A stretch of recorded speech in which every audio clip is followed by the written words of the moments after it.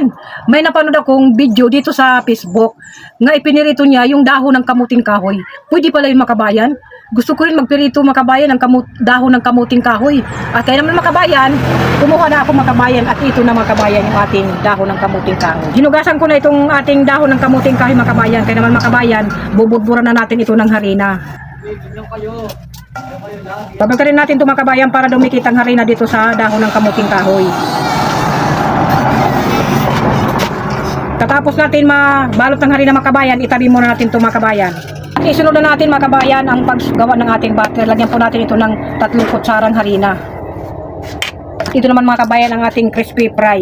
Hindi na po tayo maglalagay ng ano pamang seasoning makabayan dahil itong crispy fry, ito na po ang magbibigay ng lasa sa ating peperituhin na dahon ng kamuting kahoy.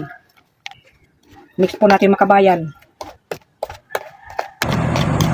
Hindi na tayo maglalagay ng itlog makabayan. At ito na mga kabayan, nakuha ko na yung tamang timpla. Kaya naman mga kabayan, magpapainit na ako ng mantika. Tara mga kabayan.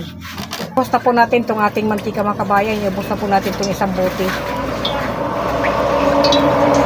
At ito mga kabayan, sasawsaw na natin dito sa butter. At mag-umpisa na po tayo magperito.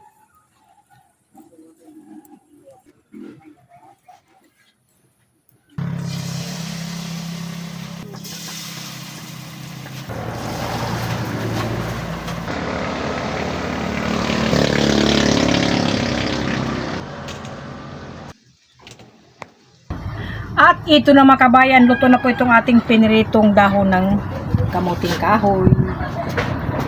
Tikman natin mga kabayan kung ano ang lasa nitong ating piniritong dahon ng kahoy. Dahon ng kahoy. Ay naku mga kabayan, excited na matikman po natin itong ating piniritong dahon ng kamuting kahoy. At ito mga kabayan, mayroon po tayong sausawan po mga kabayan. Ayan o, malupit na sausawan mga kabayan. Suka po ito at saka may sili at saka paminta, sibuyas. Tikman natin mga kabayan.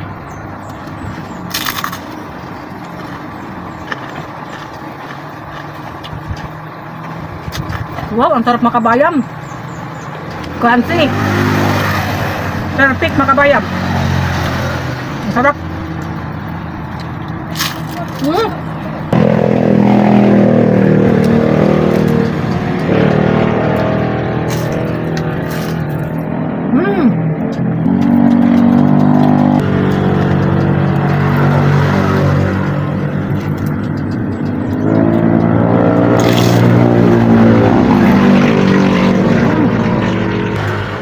Parang dito mga kabayan, mas masarap sa pinarito ng dahon ng langka mga kabayan pala ito. Kasi ang napasarap nito yung french fry mga kabayan. Pero napakasarap talaga mga kabayan. Crispy fry yun, Nay. Oh, crispy fry. Kamuting kahoy po ito mga kabayan yung dahon. Crunchy talaga mga kabayan. Sobrang sarap.